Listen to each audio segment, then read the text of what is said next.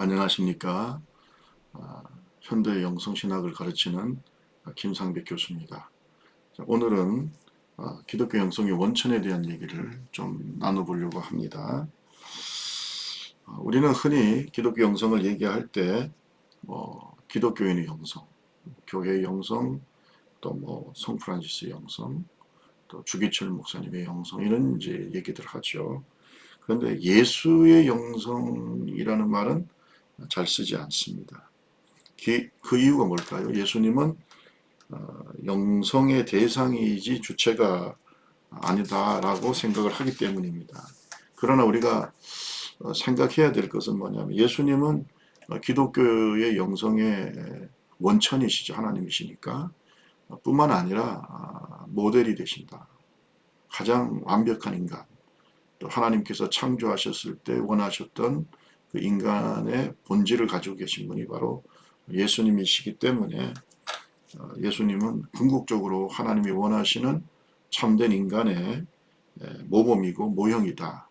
이렇게 말할 수가 있겠습니다. 그래서 예수님의 삶과 말씀 또 그분의 영성을 닮아가는 것이 굉장히 중요하다라고 생각이 됩니다. 앞에서 제가 영성을 관계성이라고 얘기했지 않습니까? 자신과의 관계, 하나님과의 관계, 그리고 이웃과의 관계, 그리고 환경과 자연 만물과의 관계, 이걸 우리가 영성이라고 생각한다면 예수님께서 어떻게 하나님과 관계를 가지셨고 또 자신과 관계, 또 주변의 사람들, 제자들과의 관계, 그리고 자연과의 관계, 이 모든 것을 생각해 보면 우리가 결국 예수님을 닮는다는 말 자체가 우리가 예수님의 영성을 본받는다. 뭐 이런 얘기겠죠. 그래서 우리가 어떻게 보면은 예수님의 영성을 본받는 것이 어떻게 보면 기독교 영성의 본질이 아닌가 이렇게 생각이 됩니다. 그래서 오성춘 박사님은 기독교 영성에 대해서 이렇게 얘기했어요. 여러분 20페이지에 보면 중간에 이렇게 나와 있습니다. 기독교 영성은 성육하여 세상에 오셔서 사신 예수님의 삶의 방식을 따르는 성도의 삶이다. 이렇게 얘기했어요. 그러니까 예수님의 삶의 방식을 따르는 것이 바로 기독교 영성이다. 이렇게 얘기했고요. 또 자신을 버리고 십자가를 지시고 세상을 구원하신 예수님의 정신을 따르는 삶. 그리고 그리스도와 지속적으로 교제하는 임마누엘 되신 예수님과 지속적으로 교제하는 삶. 그리고 예수님의 사랑을 가슴에 품고 고난당하고 있고 어려운 이 세상의 사람들과 함께 우리가 고난을 당하면서 그들의 삶에 참여하고 그들을 구원하는 삶의 과정이 다 기독교 영성이다. 이렇게 얘기했습니다. 그래서 이 오성준 박사님의 그 기독교 영성에 대한 얘기 보면 결국은 예수 그리스도를 우리가 배우고 닮고 또 예수님의 그 정신과 그 영성을 우리 세상 속에서 실현하고 구현하는 이런 것이 기독교 영성이 아닌가 이렇게 얘기했습니다. 그래서 우리는 예수님의 철저한 자기부정 그리고 한없는 겸허 또 무소유의 실천 그리고 나눔의 삶 이런 것들이 결국은 우리 기독교 영성의 뿌리고 또 최고의 모델이다 이렇게 얘기할 수 있습니다. 그래서 저는 여러분에게 기독교 영성의 원천이면서 모델로서 또 우리가 닮아가야 될 그러한 하나의 목표죠. 목표로서 기독교 영성을 이렇게 말하고 싶습니다. 예수 그리스도의 삶과 영성을 오늘 신자의 삶 속에서 재현하는 일이다. 그래서 기독교 영성은 예수 그리스도에게서 나와서 예수 그리스도에게로 돌아가는 운동이며 예수님은 기독교 영성의 출발점이고 길이고 표준이고 목표다. 이렇게 감히 말씀드릴 수가 있겠습니다. 그래서 우리가 예수님을 철저하게 묵상하고 닮아가고 배우고 이게 사실은 기독교 영성이다. 이렇게 우리가 얘기할 수 있습니다. 그러면 우리가 예수님의 영성에 대해서 조금 더 생각을 해보도록 하겠습니다. 예수님의 성육신을 한번 생각해 봅시다. 인카네이션. 일단 성육은 여러분 우리가 에베소서 2장 어,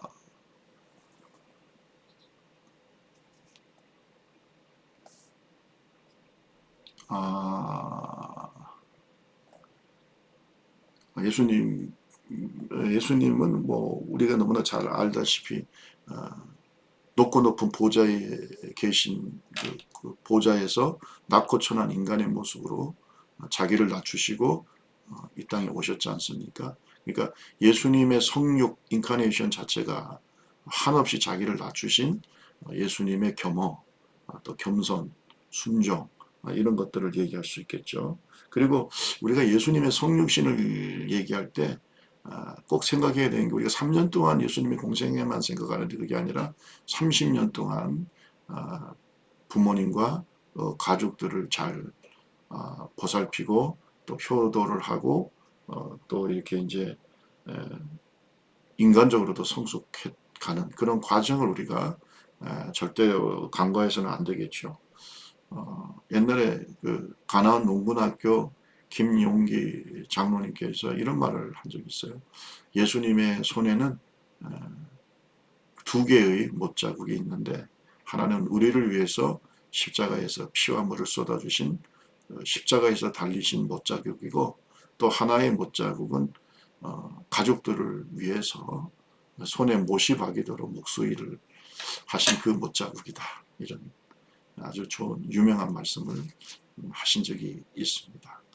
우리가 예수님의 30년 동안의 그 인간으로서의 삶을 우리가 절대 무시해서는 안 되고 이것이 결국은 기독교 영성의 일상성 그리고 어떻게 보면 가족들과의 좋은 관계, 하나님과의 관계 그리고 성숙해져 가는 인간으로서의 과정 이런 것도 우리가 이해를 꼭 해야 될 것 같습니다. 그래서 기독교 영성의 일상성을 벗어나는 것은 어떻게 보면 진정한 기독교 영성의 모습이 아니다. 이걸 우리가 알아야 되겠습니다. 자, 두 번째로 우리가 예수님의 영성을 생각할 때 예수님의 기도를 우리가 뺄 수는 없죠. 여러분 책 21페이지에 보면 잘 나와 있습니다만은 보통 그 유대 그 인들은 기도의 규범이 있었습니다. 그래서 12살이 된 이후에는 하루에 3번씩 18, 18 기도문을 외우면서 기도를 했어요. 이걸 우리가 테필라라고 얘기를 하는데, 그래서 아침 해가 뜰 때, 오후 3시, 또 해질 때, 이때 이제 우리가 기도문을 외우면서 이렇게 기도를 했는데, 그 내용을 보면은 우리 그 주기도문하고 좀 비슷한 그런 양상을 가지고 있습니다. 그래서 우리가 이 18 기도문을 쭉 외우면서 기도하고 또 아침 저녁에는 쉐마 신명기 말씀 있죠. 그 쉐마를 암송하고 이런 것을 알 수 있습니다. 그래서 예수님도 뭐 유대인으로 이 땅에 태어나셨기 때문에 어릴 때는 이 규범을 잘 따랐을 거라고 생각이 됩니다. 하루에 3번씩 기도하시는 거. 그러나 이제 조금 그 당시 그 바리새인들의 기도 생활에 대해서 예수님은 여러 가지로 이제 비판적인 생각을 가지고 계셨죠.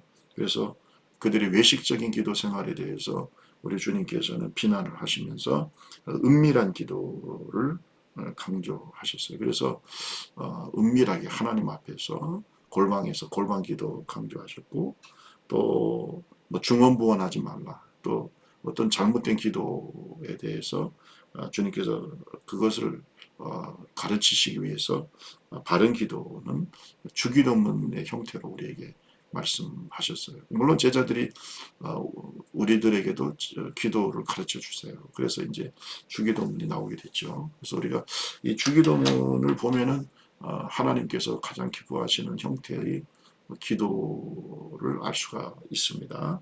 뭐 여러분 잘 외우시니까요. 하늘에 계신 우리 아버지여부터 해서 하나님을 찬양하고 또 뭐 또 자기의 죄를 고백하고 또 뭐 이런 기도 여러분 쭉 한번 주기도문 생각해 보시면 되겠고, 자, 그 다음에 이제 또 우리 주님께서 철야 기도도 하셨고, 또 장시간 기도도 드렸고, 또 새벽에 또 하나님 앞에 기도하셨고, 이런 것을 알 수 있어요. 제가 처음에 목회할 때 새벽 기도하는 게 너무 힘들어가지고, 아이고, 이 새벽 기도 누가 만들어가지고 이렇게 힘들게 하나, 뭐, 예, 뭐 외국에는 뭐 미국 같은 데는 새벽 기도도 없다는데, 제가 이제 미국 가보니까 새벽 기도를 또 하는 교회도 많이 있어요.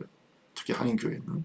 근데 이제 그때는 잘 몰랐으니까 처음에 교회 개척해가지고, 그래서 27살에 교회 개척했는데, 아 이거 뭐 새벽 기도가 너무 힘들더라고요. 그래서 이제 그런 얘기를 했었는데, 제가 성경을 보니까 가장 새벽을 깨우시고 기도하셨던 주님이 바로 우리가 닮아가는 예수님이더라고요. 다윗도 새벽의 사람이었고, 모든 영적인 사람들이 새벽을 깨우는 새벽 기도의 사람입니다. 그래서 제가 그때부터 회개하고 저도 새벽 기도를 즐기는 그런 목사가 됐습니다. 여러분, 그래서 예수님은 하나님의 아들이신데도 아주 모범적인 기도 생활을 하시고 항상 하나님과 교제하셨던 분입니다. 보통 우리가 이제 기도의 단계를 세 가지로 이제 기독교 영성에서는 얘기하는데, 회상기도, 명상기도, 관상기도 이렇게 얘기합니다. 뭐 여러분 관상기도 얘기 많이 들어보셨잖아요. 예, 관상기도. 회상기도를 리프렉티브 플레이어라고 하고, 명상기도를 메디테이티브 플레이어, 그 다음에 관상기도를 컨템플레이티브 플레이어라고 이렇게 얘기를 하는데, 회상 기도는 제가 밑에 여러분 토마스 모튼이 말한 것을 제가 조금 써놨습니다만, 이렇게 기도의 수준이 회상 기도에서 좀 성장하면은 명상 기도, 그 다음에 관상 기도로 간다고 얘기를 합니다. 그래서 단순하게 하나님 앞에서 자기의 욕구를 요청하는 기도는 우리가 회상 기도라고, 리프렉티브 플레이라고, 보통 이제 처음에 이제 회심하고 영적으로 어린아이 단계에서는 보통 회상 기도를 많이 하고요. 그 다음에 이제 명상 기도가 있어요. 메디테이브 플레이는 뭐냐면 이때부터는 하나님의 뜻을 찾아요. 예, 회상 기도 때는 자기의 뜻을 얘기를 많이 하지만 명상 기도의 단계로 가면은 이때는 자기의 뜻보다는 하나님의 뜻을 찾고 하나님의 뜻대로 순종하려고 하는 그런 기도를 하게 되죠.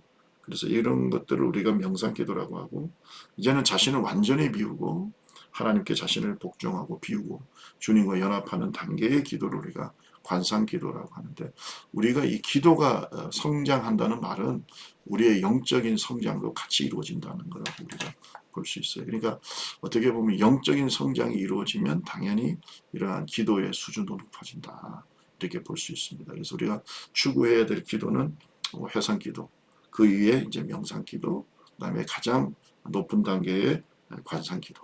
이 기도를 우리가 하나님 앞에 기도하는 하나님의 종들이 돼야 되겠죠. 뭐 요즘 뭐 관상기도 배운다 그러고 뭐 어디서 관상기도 훈련시키고 뭐 이런 것도 있는데, 뭐 그렇죠. 뭐 관상기도 하는 건 나쁘지 않는데, 과연 그 기도가 진짜 관상기도인가 하는 것은 좀 제가 볼 때 의문이 있습니다.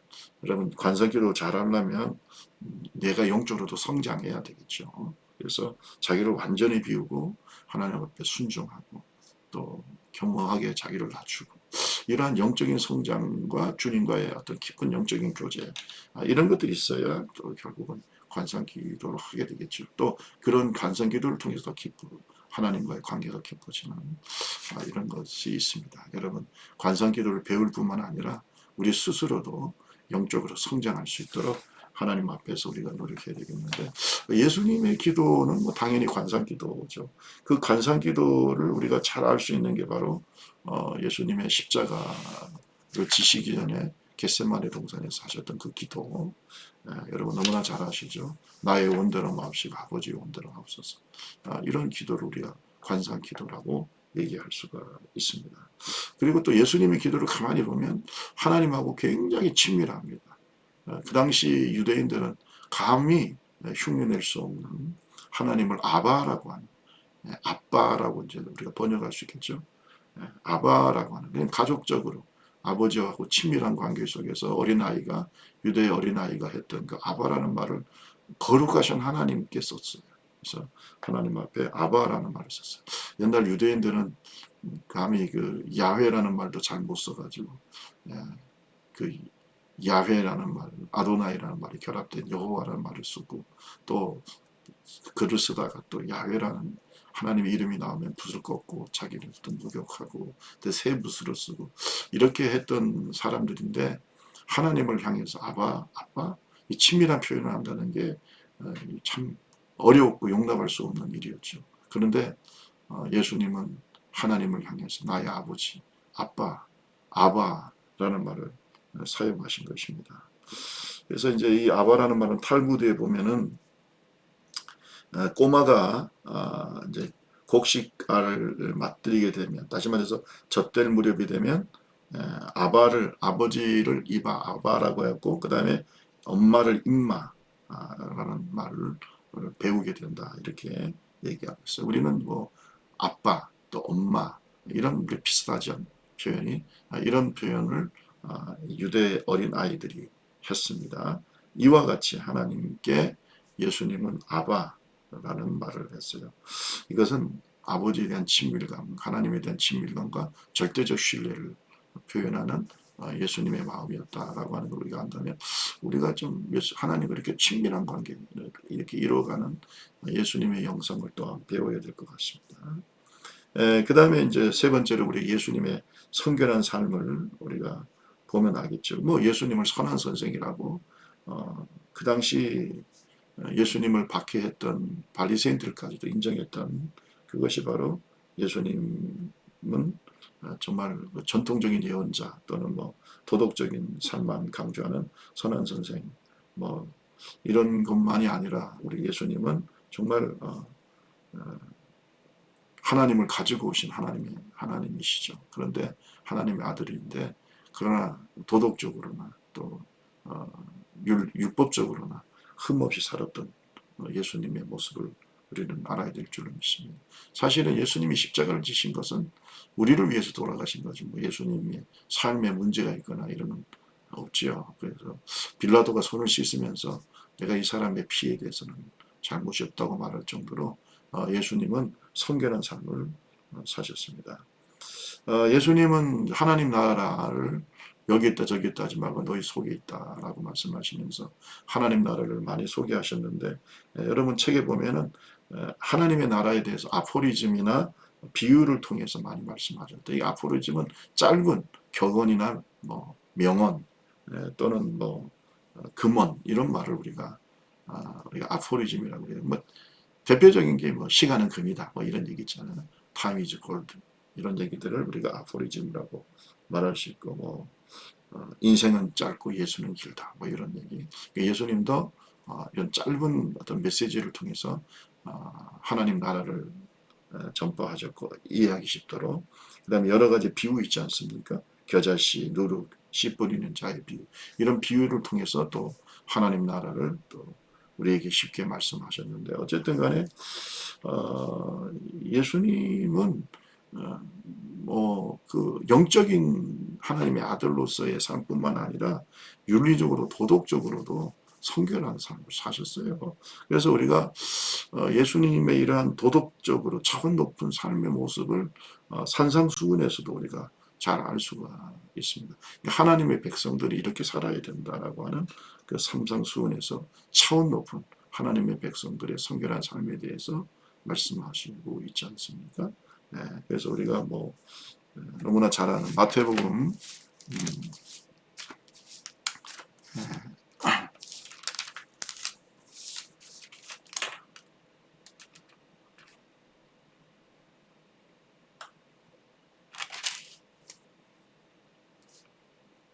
5장 여러분 너무나 잘 아는 말씀 잠깐 제가 읽겠습니다.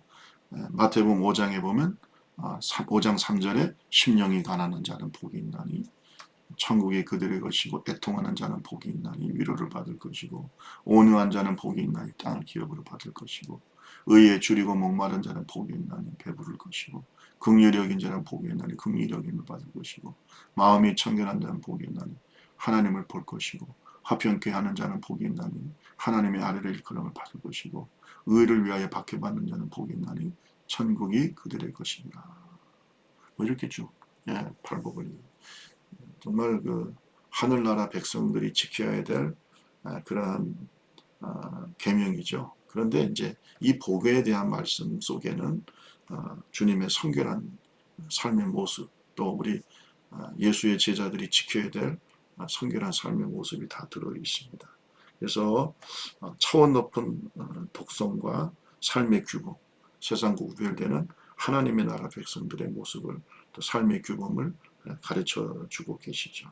그래서 예수님의 거룩하고 성결한 삶의 모범을 일상의 생활 속에서 예수님은 친히 보여주셨다. 이렇게 얘기할 수가 있겠습니다. 그리고 이제 네 번째는 성령님과 예수님은 또 이렇게 불가분의 관계였습니다. 뭐 우리가 지금 뭐 성령 시대고 예수님은 예수님 시대고 뭐 또 성자 시대 또 그 전에 구약은 성부 시대 이렇게 자꾸 시대별로 나누기도 하지만 그러나 사실은 성삼위 하나님 같이 계셨죠.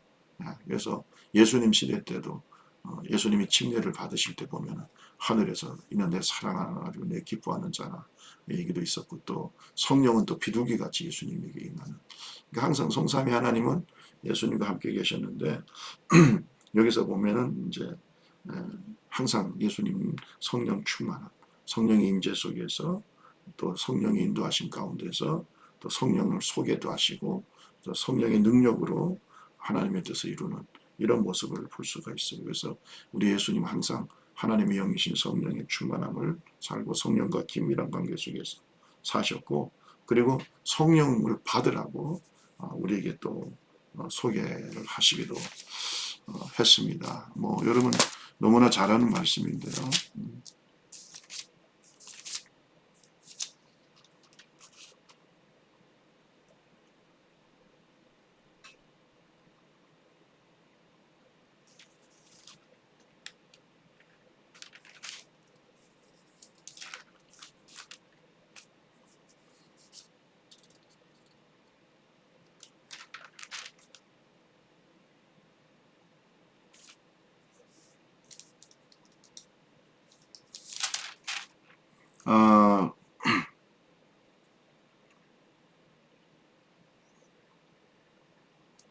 아, 예수님께서 그 요한복음 14장에 보면 성령에 대해서 우리에게 강조하셨습니다. 그죠? 뭐 너무나 잘 아는 말씀이겠지만 그 요한복음 14장 16절에 보면 내가 아버지께 구하겠으니 그가 또 다른 보혜사를 너희에게 주서 영원토록 너희와 함께 있게 하리니 그는 진리의 영이라 이렇게 말씀하셨어요. 세상은 능히 그를 받지 못하나 이는 그를 보지도 못하고 알지도 못함이라. 그러나 너희는 그를 아나니 그는 너희와 함께 거하시며 또 너희 속에 계시겠습니다. 이렇게 성령에 대해서 말씀하셨는데 성령을 보혜사라고 얘기를 파라클레토스. 그러니까 여기서 보면 또 다른 보혜사, 알라 파라클레토스라는 말을 쓰고 있는데 전혀 다른, 그러니까 예수님과 전혀 다른 어떤 보혜사가 아니라 다르지만 성능, 그 속성이 똑같은, 그 능력이 똑같은 이런 보혜사라는 뜻입니다. 그래서 우리가 이게 이제 예를 들어서 이런 거예요. 보혜사라는 말은 알라, 또 다른 보혜사라는 말은 이것과 이것은 완전히 다르죠. 이제 이런 다른 그런 보혜사라는 뜻이 아니고 똑같은 이런 우리가 보면 똑같은 책이잖아요. 똑같은 책이잖아요. 이렇게 죄송해요. 똑같은 책이지만 다르지 않습니까? 그 내용이나 이런 능력이나 이런 것들이 다 똑같은데 다르다.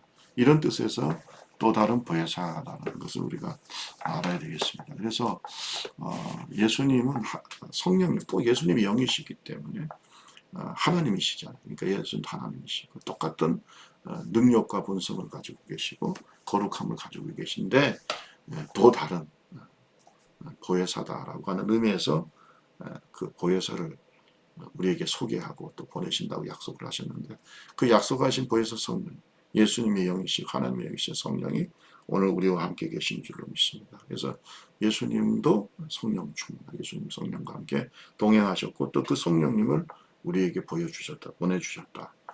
예수님과 똑같은 보혜사 보호자 상담자 위로자 그런 성령이 지금 우리와 함께 계시는 줄로 믿습니다. 다섯 번째로 예수님의 정의 실천인데 예수님은 당시 종교 지도자들의 어떤 외식과 또 불의에 대해서 날카롭게 여러 가지 지적도 하시고 책망도 하시고 그리고 소외된 사람들 여러분 너무나 잘 아시는 이런 병자들 또 여인들 또 어린 아이들까지도 우리 주님께서 잘 챙기시고 또 그들에게 사랑과 자비를 베푸신 것 여러분 잘 아시죠? 예수님이 이 길을 걸어가다가 항상 멈추실 때가 있었어요. 그것은 바로 소경이나 또는 잘 걷지 못하는 사람들이나 또는 나병 환자들이나 이런 사람들이 예수여 우리를 불쌍히 여기서 불쌍히 여겨달라는 말씀 속에는 항상 그 외침 속에 예수님은 멈추시고 그들을 부르시고 치료해 주시고 또 그들과 함께 하시고 또 과부들의 재산을 탐하고 사회적 약자들을 괴롭혔던 당시 종교 지도자들에 대해서 그들의 외식에 대해서 주님께서 엄하게 책망하시게 됐죠. 이 외식한 자들, 회칠한 무덤과 같은 자들, 그러면서 이제 예수님께서 말씀 많이 하셨는데 특히 그 선한 사마리아인의 비유에서 제사장이라든지 레위인들이 강도 맞는 사람을 피해서 가는 이런 모습을 주님께서 하나의 그 예로 말씀하시고 책망하셨고 그 다음에 그 사마리아인은 이방인 취급을 받았던 옛날 사마리아인들이지만은 이렇게 선을 행하고 이웃에게 자비를 베푸는 이런 모습을 오히려 칭찬하시고 예수님 스스로가 바로 이런 선한 사마리아인이라는 모습을 우리에게 말씀해 너희도 이와 같이 하라고 말씀하셨죠. 이것이 바로 예수님의 정의 실천과 관계 있습니다. 교회는 사회적 약자들이라든지 소외된 이웃들과 항상 선한 사마리아인의 마음, 선한 이웃의 마음으로 함께 해야 될 줄로 믿습니다. 그리고 예수님의 말씀 중심의 삶과 복음전도 너무나 잘 알고요. 예수님의 우리가 항상 그 세 가지의 예수님 사역을 얘기하는데 하나는 이제 프리칭이 있어요. 전도하고 선교하고 그 다음에 티칭이 있어요. 가르치시고 제자 훈련하시고 힐링, 치유하시고 이런 것들을 볼 수 있는데 어쨌든 예수님께서는 율법에 대해서도 해박하셨고 잘 가르치셨고 또 전파하시는 삶을 사셨습니다. 그 다음에 이제 일곱 번째가 이제 중요한데 예수님의 십자가. 예수님의 십자가는 예수님의 영성의 절정이라고 말할 수 있습니다. 예수님의 십자가는 물론 우리 하나님 입장에서는 하나님의 사랑과 자비, 용서의 상징이지만 예수님의 입장에서 볼 때는 하나님 아버지에 대한 순종, 그죠? 또 우리에 대한 사랑, 용서 이런 것들을 우리가 생각할 수 있습니다. 그래서 예수님의 십자가는 예수님의 영성의 절정이다. 이런 걸 우리 좀 할 수 있어요. 그래서 우리가 좀 밑에 이제 예수님의 십자가에 대한 얘기를 제가 말씀을 하고 있지만 어쨌든 예수님은 십자가를 통해서 우리에게 뭘 가르치시냐면 철저한 자기 비움과 또한 채움을 얘기를 하고 있어요. 우리가 하나님 앞에서 자기를 비우고 철저하게 순종하고 복종하면 또 하나님의 채움의 역사가 우리에게 일어나는데 이것이 바로 예수님의 십자가다 이렇게 얘기할 수가 있습니다. 그래서 여러분 예수님은 뭐 고난을 즐기는 이런 피학대주의자가 아니죠. 예수님은 그 십자가의 죽음을 앞두고도 철저히 그것을 깨닫고 하나님의 뜻임을 알고 난 다음에 하나님과 연합하고 자기 자신을 하나님의 뜻에 복종하고 합의라는 이런 순종의 모습을 우리에게 보여주고 있습니다. 그래서 불순종하고 또 죄의 근원이 되었던 이 아담과 그래서 불순한 자들의 대표가 된 아담과 전혀 다르게 예수님은 순종하는 자의 대표가 되시고 또 구원받은 자의 대표가 되셔서 우리를 구원하셨다 이렇게 얘기하고 있습니다. 그래서 불순종한 첫사람 아담과는 달리 예수님의 십자가는 하나님께 대한 복종의 극치고 구원의 힘이고 기독교 형성의 근거가 되는 것이다. 그래서 빌립보서 2장 8절을 보면은 너무나 잘 나타나 있습니다. 그래서 우리 같이 한번 빌립보서 2장 8절과 9절을 한번 같이 한번 말씀을 보겠습니다.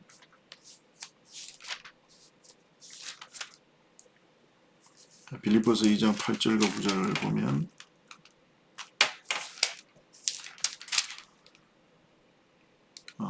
사람의 모양으로 나타나서 자기를 낮추시고 죽기까지 복종하셨으니 곧 십자가에 죽으십니다. 그러므로 하나님이 그를 지극히 높여 모든 이름이여 뛰어난 이름을 주사 하늘에 있는 자들과 땅에 있는 자들과 땅 아래에 있는 자들로 모든 무릎을 예수의 이름에 꿇게 하시고 모든 입으로 예수 그리스도를 주라 시인하여 하나님 아버지께 영광을 돌리게 하셨느니라.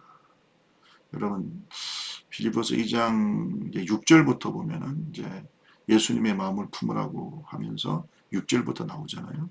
그래서 하나님의 본체시지만 하나님과 동등됨으로 취할 것을 여기지 않고 7절에 자기를 비워 자기 비움 종의 형체로 이 땅에 오셨고 또 자기를 낮추시고 죽기까지 복종하셨는데 이것이 바로 십자가의 죽음이다 이렇게 말하고 있습니다.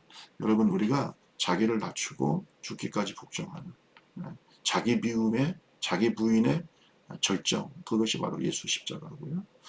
그리고 그렇게 하나님 앞에 순종하고 자기를 비우고 복종하니까 하나님의 은혜와 축복이 예수님에게 넘쳤죠. 그래서 하나님은 그를 지극히 높여서 모든 이름 위에 뛰어난 이름을 주시고 또 모든 무릎을 예수님에게 꿇게 하시는 이런 체험이 있었어요. 우리 지금도 똑같습니다. 예수님을 닮아가는 사람들. 우리는 자꾸 세상적인 그런 잣대를 가지고 우리 목회의 어떤 성공이라든지 또는 뭐 우리의 신앙의 어떤 뭐 축복이라든지 이런 거 생각하는데 저는 우리가 예수의 십자가를 품고 있으면 그건 아니라고 생각하고요. 물론 뭐 주님께서 영혼이 잘 되고 범사가 잘 되고 건강케 하시는 이런 축복이 있지만 중요한 것은 우리가 하나님의 종으로서 또 예수의 제자로서 십자가에서 자기 비움과 순종 그림으로 말미암아 하나님의 놀라운 은혜와 축복을 누렸던 우리 예수님의 모습을 우리가 십자가의 영성을 통해서 배워야 되지 않을까. 높여주는 것은 하나님이 높여주시는 거죠. 내가 막 높이려고 해서 되는 게 아니고. 그래서 우리가 자기를 비우고 죽기까지 복종하신 예수님의 십자가의 영성을 닮아가는 것이 바로 우리의 영적 성숙의 가장 중요한 목표가 아닌가. 그래서 바울 사도도 너희가 이 마음을 품으라. 예수의 마음을 품으라. 이렇게 강조하고 있습니다.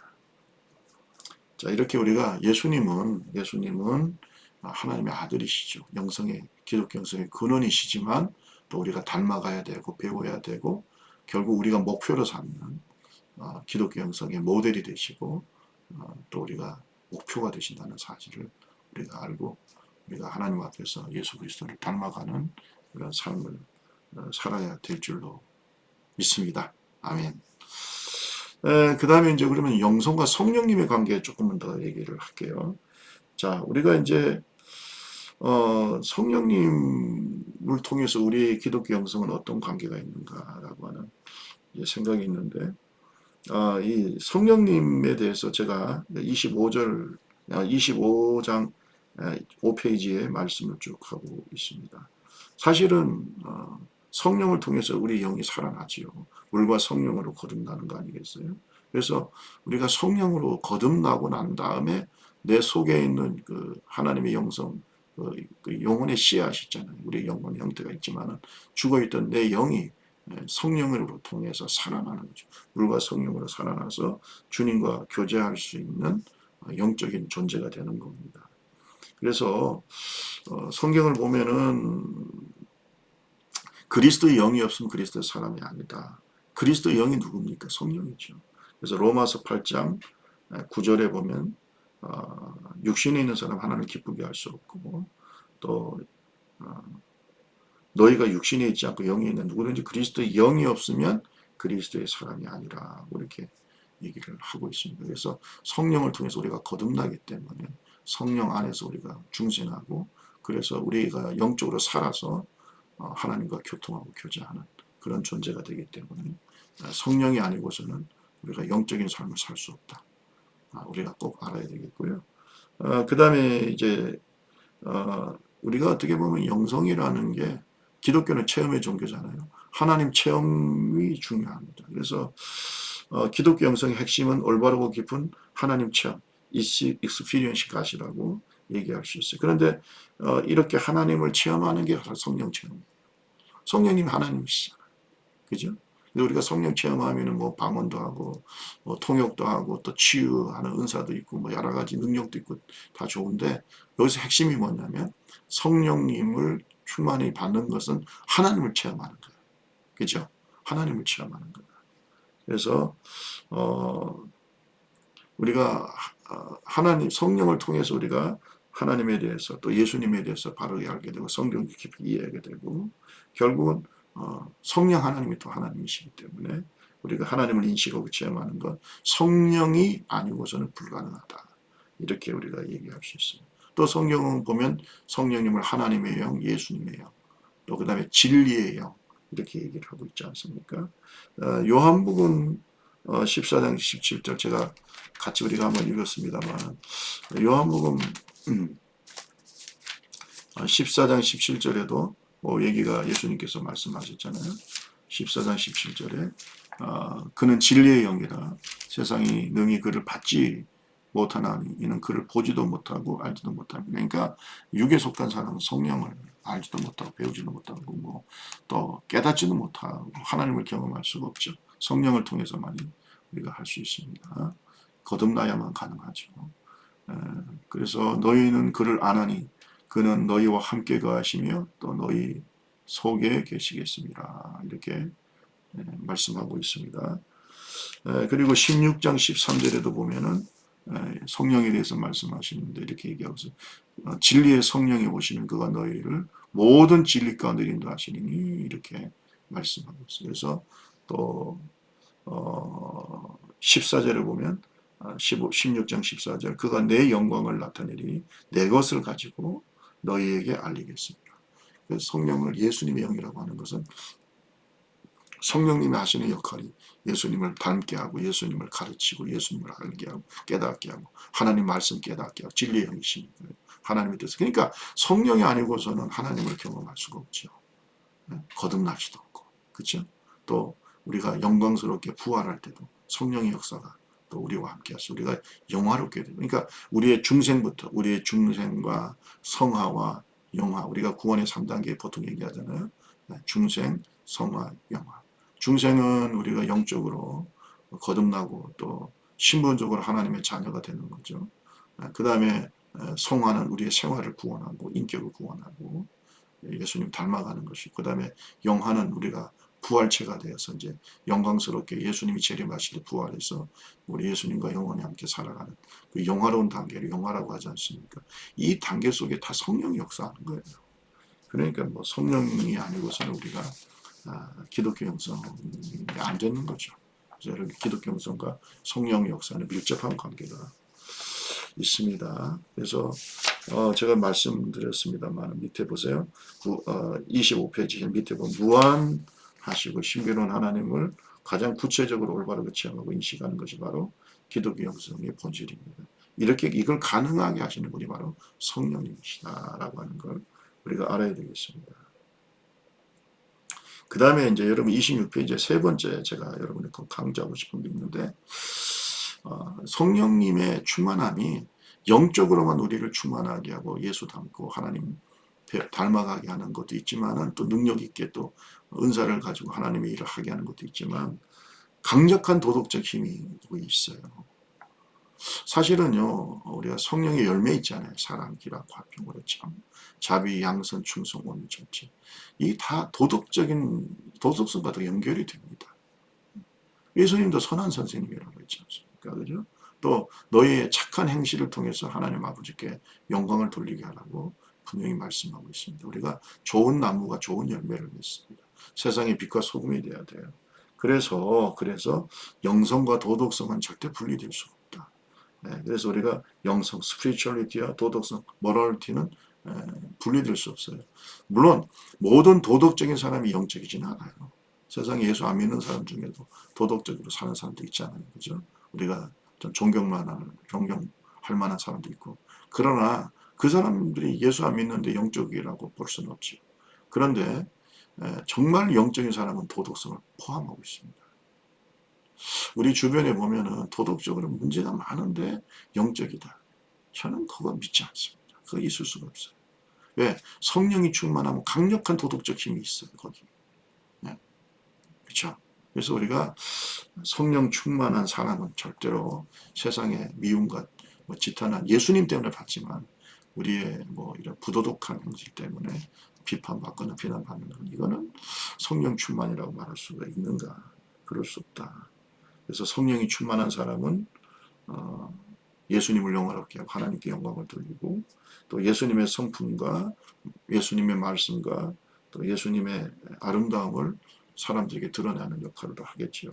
그리고 예수님의 그 거룩하고 선하신 성품을 닮아가지고 당연히 그 속에는 도덕성이 들어 있습니다. 다시 말씀드립니다. 영성, 기독교 영성, 스피리추얼리티와 그 다음에 도덕성, 모랄리티는 절대 분리될 수 없다. 이거 여러분께서 꼭 기억해 주시기를 바랍니다. 자, 오늘은 여기까지 하고 다음 시간에 성경에 나타난 영성의 보상에 대해서 좀 더 말씀을 좀 나눠보도록 하겠습니다. 네, 수고하셨습니다. 주님 안에서 항상 승리하시고 하나님의 축복을 많이 누리시기를 주님의 이름으로 바라고 축원합니다. 마치겠습니다.